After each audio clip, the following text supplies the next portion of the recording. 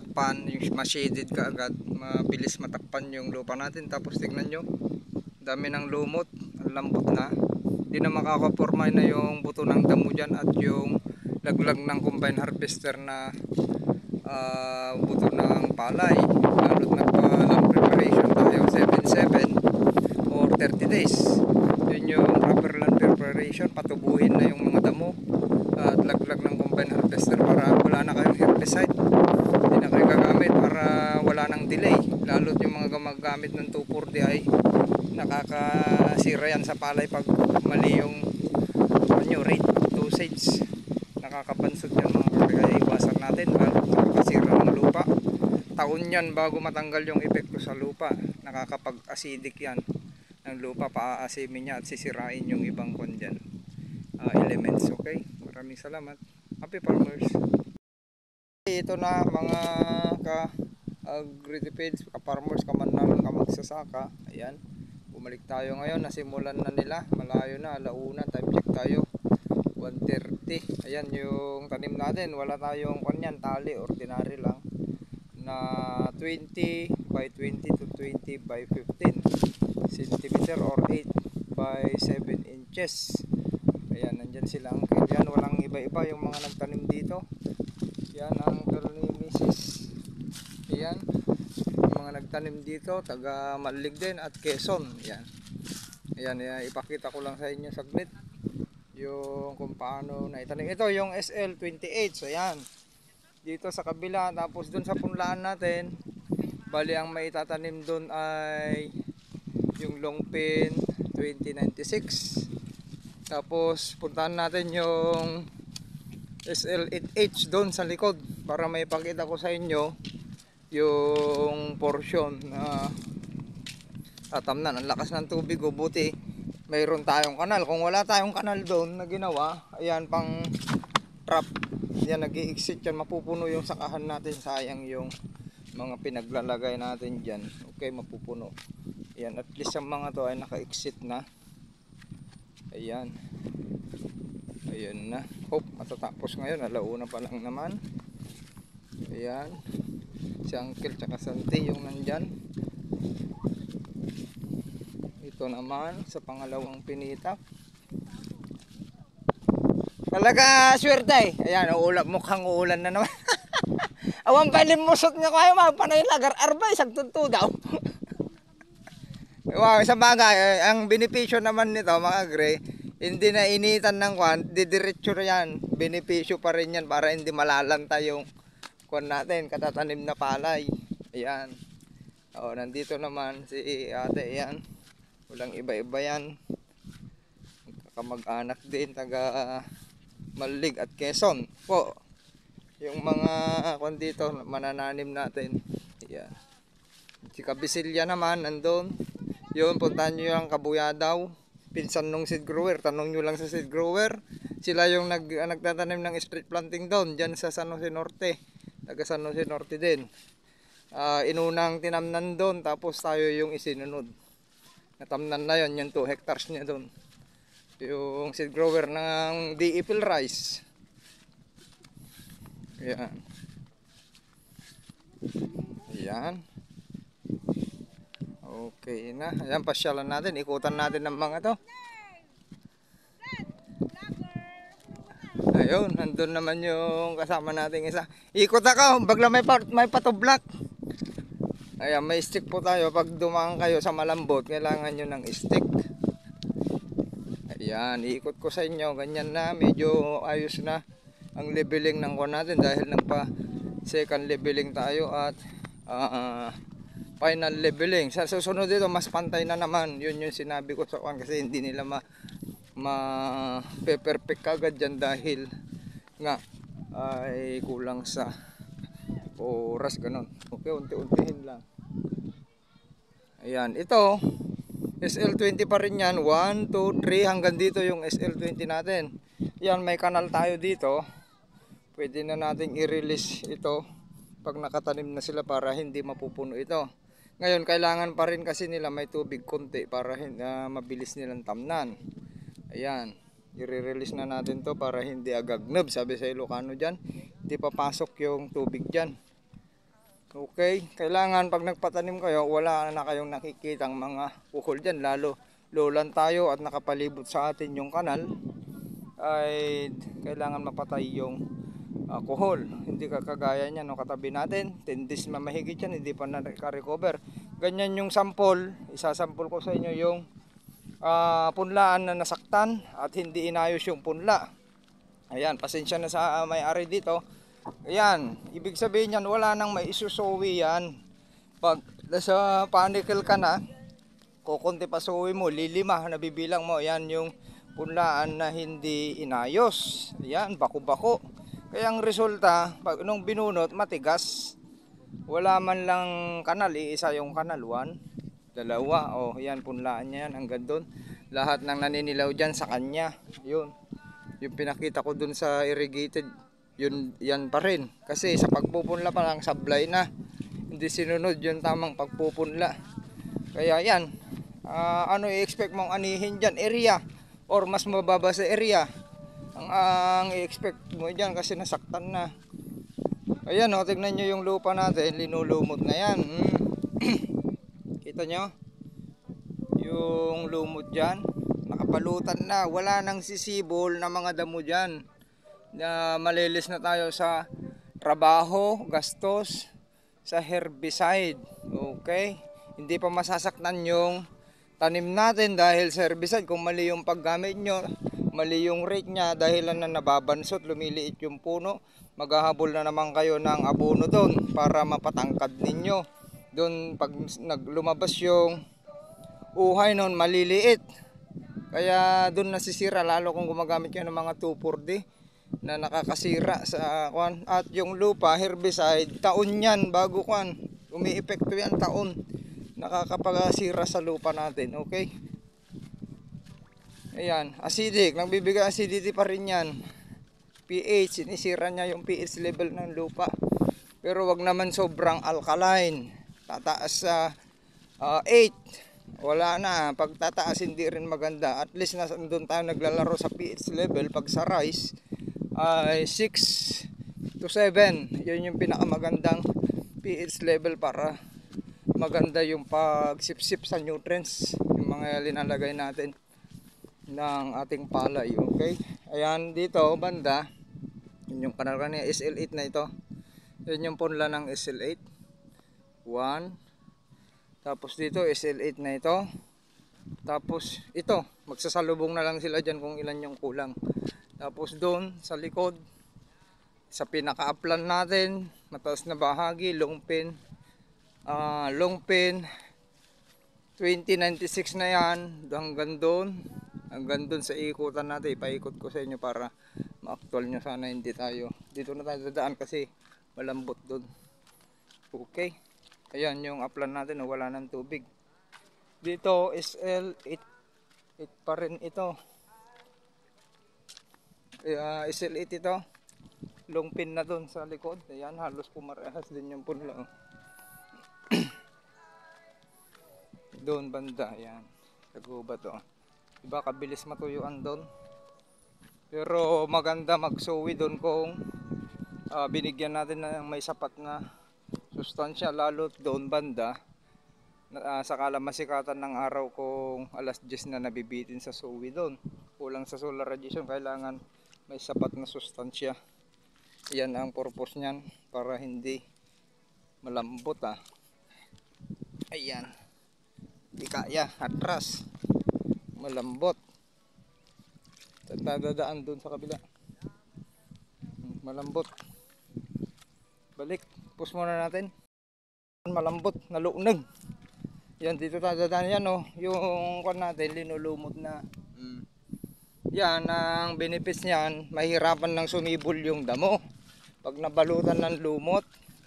Kasi yung damo pala, i-discuss natin, sumisibol yan sa 4 to 5 days. Kaya para hindi na kayo gagamit ng herbicide, wag nyo nang papormahin. After 4 to 5 days, papasukan nyo ng tubig para hindi na makaporma yan. Tapos hintayin nyo ulit na bumaba yung tubig. Hayaan nyo lang hanggang 20 days yan. Ganon yung AWD yung ginawa ninyo. Wala nang sisibol na damo dyan, hindi na kayo mag-herbicide. para hindi ma-delay yung pagtangkad ng palay ninyo. Hindi tayo gagamit ng herbicide dito, hindi tayo gumagamit yung mga binigay ng mga company noon. Yan, nung nag-demo sa wheat season, nandyan pa yung mga frontier nakatago, hindi natin ginagamit yan. Hindi tayo basta mayroong yung sundin nyo yung proper land preparation 7-7, yung pabulukan nyo, pasibulin na yung mga damo, laglag ng combine harvester. 7 days yun, nung nag-araro kayo, palipas ng 7 days, patubuhin nyo na yun. Tapos basag ulit. Pagkabasag, 7 days ulit, pasibulin nyo ulit. Huwag nyo babaran ng tubig. Hindi nakakakuan yung tubig, hindi nakakapagpabulok yun na mabilis. Kailangan din mayroon kayong mga organismo gaya ng mga bulate, sila yung kakain. Yung kakain yung mga magpabulok sa mga dayami. Yan.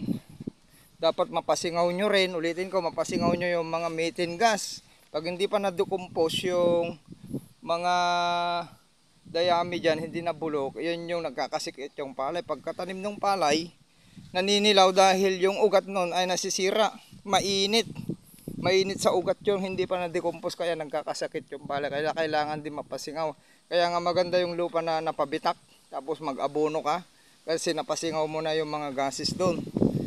Doon aarangkada ka agad yung palay. Okay, dito tayo dadaan. Pause muna natin.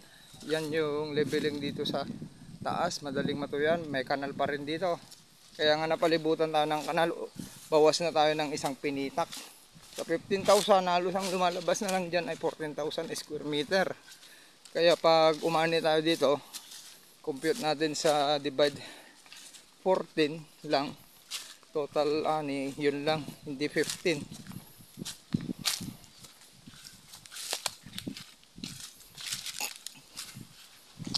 Ayan, dito tayo sa gubat, ang daming punong kahoy, lamig. Ayan, may bakod tayo dito. Ayan, ito yung tanim dito, sakto pa rin. Ayan, 20 by 1, isang dangkal. Ayan, ganda ang pagkatanim. Diba? Ganda, tignan nyo yung lupa natin dito. Dati ito mabuhangin, yung sinabi ko sa inyo, tabi ng gubat, madaling matuyuan, bumitak. Pero na-improve na natin dahil naparami natin yung mga organismo. Hindi tayo nagsusunog ng dayami mula 2015. Hindi na tayo nagsunog ng dayami. Noon ito, sakahan natin, matagal na nakasanla ito. At inaani lang ay 80 to 90. Ayaw na yung sumanla. Ayaw nilang sanlahan kasi yun lang talaga yung kalawangin at matigas yung kwan nito, dahil yung pala nagsanla, puro sulfate ang ginagamit.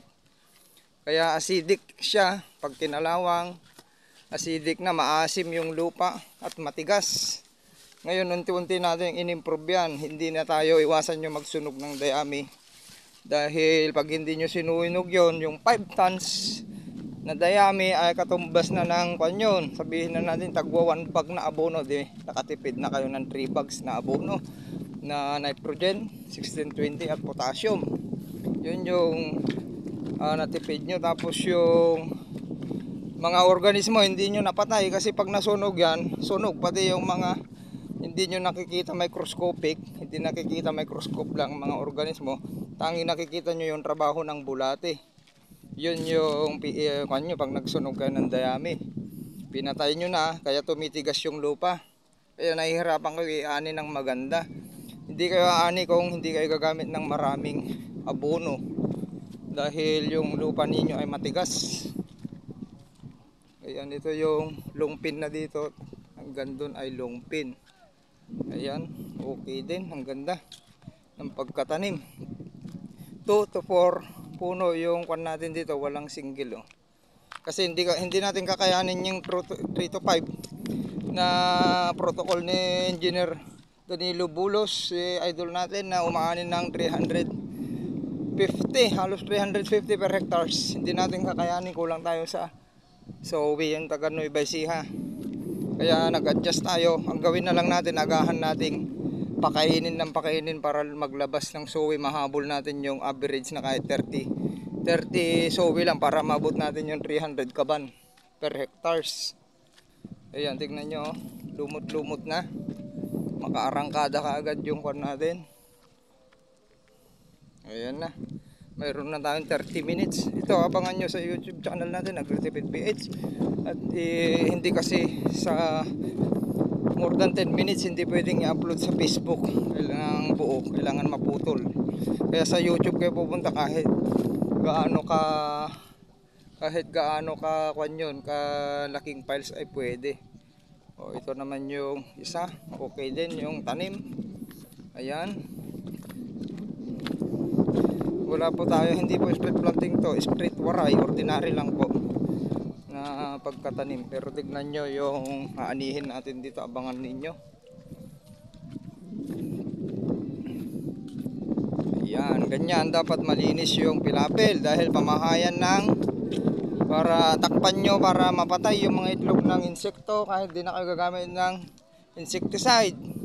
Yan yung dahilan pa rin yan kung madamo yung pilapil ninyo, hindi na ayos, maraming butas ng kuhol at kiwit, nasasayang yung ina-apply nyong abono, lalo kung gumagamit kayo ng deep well. Ubos yung tubig ninyo, ang mahal ng krudo.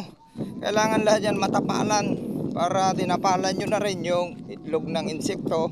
Napatay nyo na, wala nang insekto pa na kanyan, sisira sa palay ninyo. O ayan, inikot ko na kayo. Ayan. O, nabilang nyo ba kung ilan yung nagtatanim? O, nandito naman yung mag-sweetheart. Ayan, pinsan ni Mrs. Ayan. O, tignan nyo. Dapat ganyan, dapat ganyan. Yung mag-sweetheart, magkaagapay kahit saan magpunta. Ayan, pinsan ni Mrs. si Paulot. Ayan. O, di ba? Ganda. Ganda ng tanim. Pakita ko sa inyo. Ayan, sa dulo naman tayo. Inikot ko na kayo. Sa dulo. Ayan, perfect yung tanim. Nalaing dag mula. Tay. Nalaing dag mula. At tapos yung, di ba, ang daming tubig kanina doon. Lahat ng tubig para wala tayong losses, may kanal tayo doon. Dito lahat babagsak yan. Binabagsak natin lahat dito. Ito yung magiging magsakripisyo, pero dito talaga yung malalaki yung palay. Dahil dito napupunta lahat ng sustansya na pinapaanod natin. Ay, wala, okay. Pag nag-send daw, may bonus siya. 2 kaban, tagi-isa sila. Ayan, itong 2 pinitak. Naka-record po yun. Pag nag-send, may tagi-isang kaban sila. Saan yan? Sige nga, yan yung tanim nila. Kaya, gagandahan nila yan. Mga ka-agri ka-farmers ko man nalun. Ayan, kung naka-send daw itong 2 pinitak. Yan. Naman sa kabila, ipaikot ko kayo. Kaya, yan.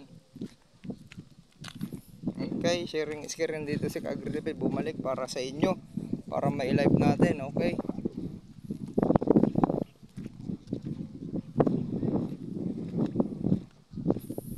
Okay, masaya akong binabahagi sa inyo ang ating kaalaman sa pagsasaka ng theoretical, actual, may pag-obserba, pag-analisa, hindi po yung bara-bara na palagi nilang sinasabing kwentong barbero lamang. Kailangan meron niyang resulta, pag-analisa, actual experience.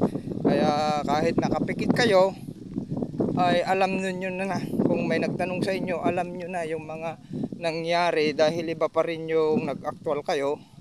Yung talagang inactual mo kaysa yung binasa mo lang, hindi mo inactual, ay mas mahirap intindihan yun. Kaya nandito tayo, binablog na natin para nakikita nyo na, panoorin nyo na lang sa YouTube, ay makikita nyo na yung mga iba't ibang diskarte ng pagsasaka, kung paano pagandahin yung lupa, paano pagandahin yung ating tanim, at paano umani ng maganda. Ang target yield natin ngayon ay 200 to 300. Uncle! Uncle ni Mrs. din. Ayan. Paglaki din ta. Ato ni Uncle siya nangarami to hanggang makalangtay day. Inayos ko din, hindi ko pa lang, tapkal ko, di makakalangtay account. Kasi mati taltalong ko na napalibutan ti.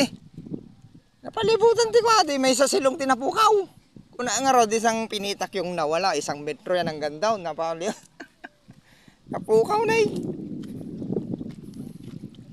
Kasi mata ka na.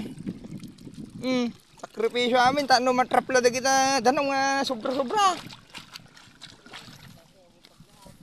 Isaw. Ayan o, di ba? Halos mapuno na dito. Pero yan, galing pa rin doon.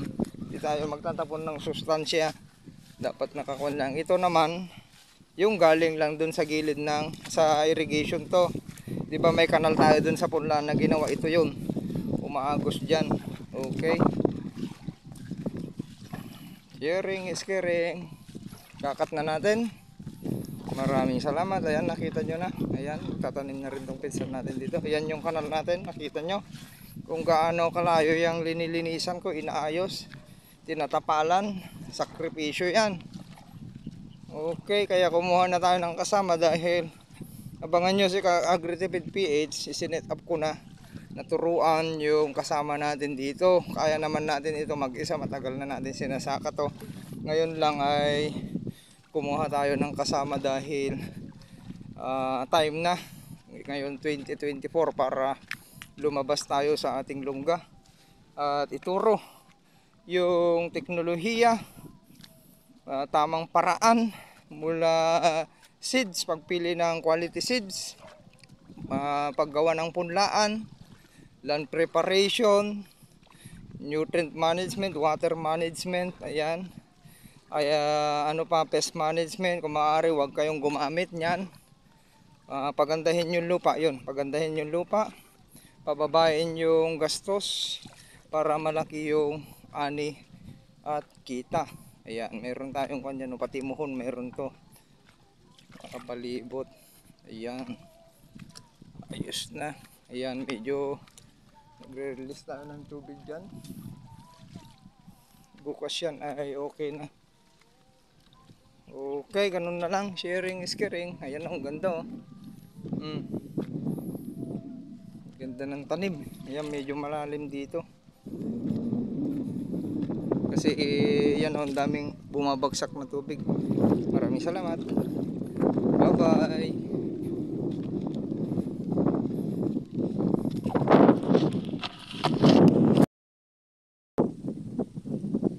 Ayan mga ka-agritipids, mga pamagsasaka farmers, hindi pa natapos, may half hectares pa na hindi natapos. Ayan, tuloy na lang bukas kasi late na sila pumunta dito. Ayan yung isang pinitak, tapos yung pangatlo, tapos konti-konti na pang-apat doon. Yan na lang natapos. Mga ilang oras na lang yan bukas matatapos na. Ayan yung konting distance natin. Tinitignan natin isang tangkal, patras sa